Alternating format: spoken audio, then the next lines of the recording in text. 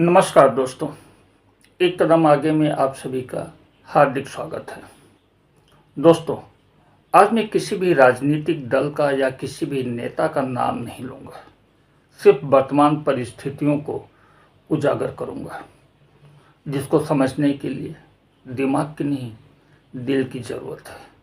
अगर आपको समझ में आता है तो कमेंट करके हमें ज़रूर बताइएगा और बने रहिएगा वीडियो के अंत तक।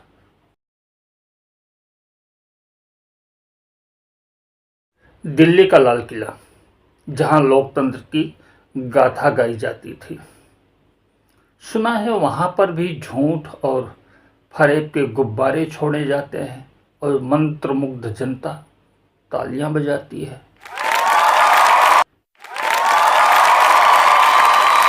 दोस्तों, ताली थाली बजाने वाले हम इंडियंस के पास बोलने के लिए समय है, किंतु सोचने और समझने के लिए बिल्कुल समय नहीं है। मेरे जैसा पढ़ा लिखा बेवकूफ़ बहुत मिल जाएंगे। हम उस देश के वासी हैं जहाँ पत्थर कहीं पर भी फेंको लगता इंजीनियर को ही है। जिस देश में इतने सारे इंजीनियर हों वहाँ चाकू भी हम मेड इन चाइना खोजते हैं।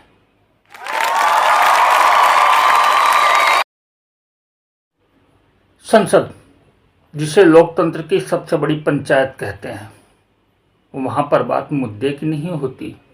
बात होती है कि पिछले जन्म में कौन क्या था और अगले जन्म में कौन कहाँ पैदा होगा, किस रूप में पैदा होगा। खैर, जिस देश का मुख्य न्यायाधीश भगवान से पूछकर फैसला लेता हो वहाँ संविधान की क्या ज़रूरत है।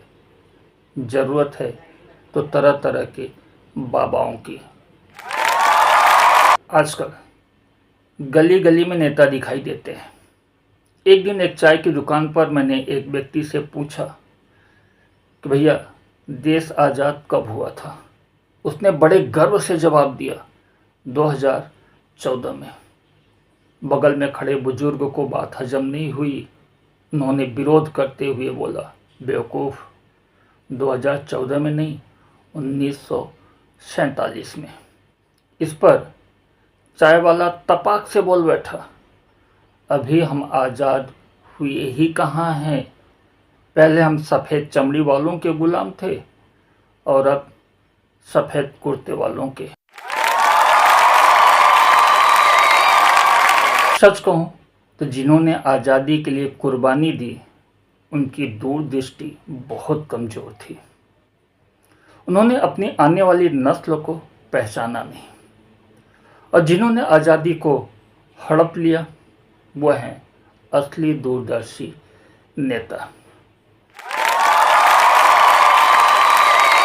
किसने सही कहा है, इन्हें देख सर्प भी घबराते हैं। इन्हें देख सर्प भी घबराते हैं, बिलों में छुप जाते हैं, क्योंकि ये नेता कहलाते हैं।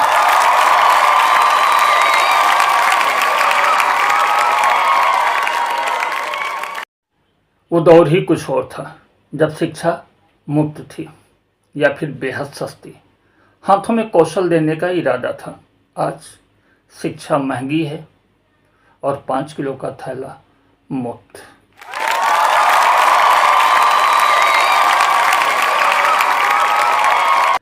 शायद इसलिए 2000 करोड़ का भिखारियों का व्यवसाय 20,000 करोड़ का हो चुका है, और आने वाले कल में अगर 2 लाख करोड़ का हो जाए तो उसे भी विकास ही कहा जाएगा। घर बेचकर दरवाज़ा खरीदने की सलाह देने वाले लोग हमें विकास की परिभाषा समझाते हैं।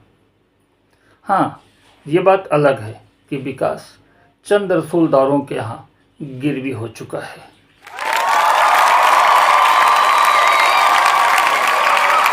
दोस्तों, आज हमारा देश आत्मनिर्भर हो चुका है। खाने के लिए 5 किलो अनाज सरकार दे रही है, शिक्षा सरकारी स्कूल से, दवा सरकारी हॉस्पिटल से पहले से ही फ्री है। ज़्यादा ज्ञान चाहिए तो व्हाट्सएप यूनिवर्सिटी से आप जुमलेबाजी में, फरेब में, फेंकोलॉजी में या फिर अंधभक्ति में पीएचडी कर सकते हैं, वो भी बिल्कुल निःशुल्क।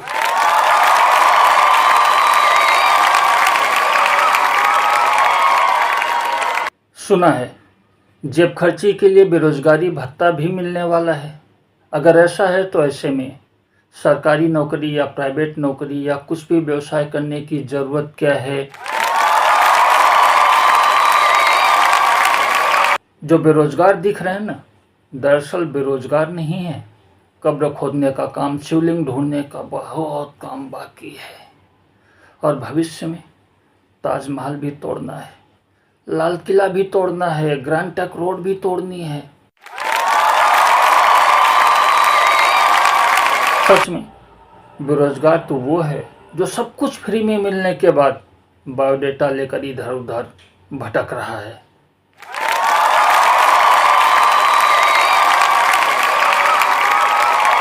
दोस्तों, देश का डंका ऐसे ही थोड़ी बजता है। हमारे देश में शिक्षा का बजट कम, 5 किलो के थैले का बजट ज़्यादा है, और उससे भी कहीं ज़्यादा उस थैले पे लगने वाली तस्वीर की। नौकरी मांगो तो 5 किलो अनाज, महंगाई की बात करो तो फ्री की रेवड़ी, शिक्षा और सुरक्षा की बात की जाए तो मंदिर, मस्जिद, गुरुद्वारा है ही ना। किसी ने सही कहा है कि आँख पर पट्टी बंधी हो और कान में अगर रूह डालकर हाथ पर नोटों की गड्डी रख दी जाए तो हाथ कितना भी बड़ा हो, मुजरिम तक नहीं पहुंचता।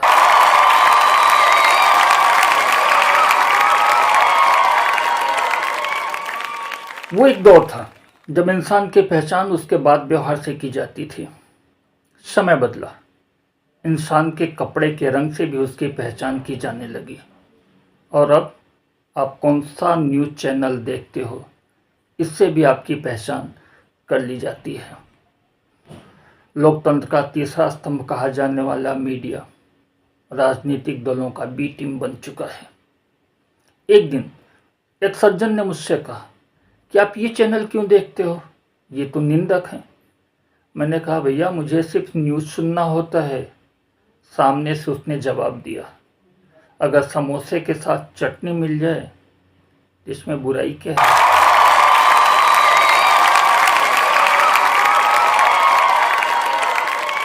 उसने आगे कहा, हमारे महामानव स्वयं घोषित भगवान ने कहा है, खुशियां बांटो, दर्द नहीं। इसलिए हर खबरें चटकारे के साथ परोसी जाती है। उसमें सच्चाई न भी हो तो क्या फर्क पड़ता है, कॉमेडी होती है ना, दंगल देखने को मिलता है ना।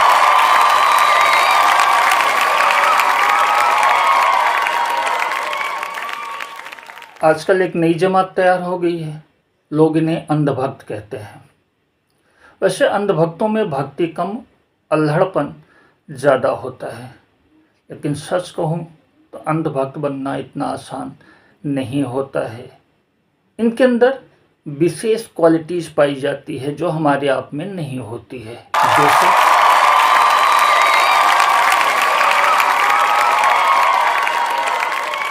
अंधभक्त अपनी बुद्धि का प्रयोग कभी नहीं करते। इनका दिमाग इनके आका के पास गिरवी होता है। आका के संदेश का पालन करना ही इनका परम कर्तव्य माना जाता है।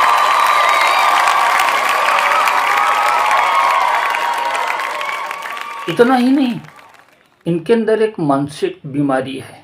ये खुद को और खुद के धर्म को हमेशा खतरे में महसूस करते हैं।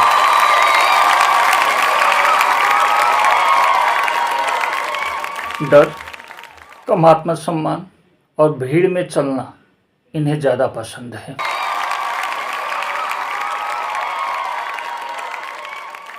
ये लोग जिसका विरोध करते हैं उसी का झंडा लेकर चलने में इन्हें कोई परहेज नहीं होता है।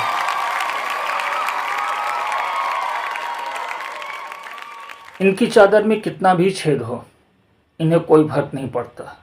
लेकिन सामने वाले की चादर अच्छी क्यों है, इसके टेंशन में ये बदहाल हुए पड़े रहते हैं।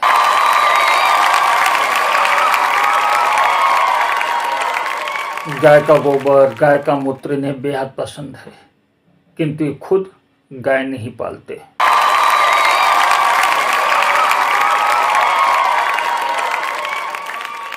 इन्हें झूठ और सच की परख नहीं होती। व्हाट्सएप यूनिवर्सिटी से जो भी ज्ञान इन्हें प्रसारित किया जाता है उसे ही सच मानकर ये प्रचारित और प्रसारित करते रहते हैं।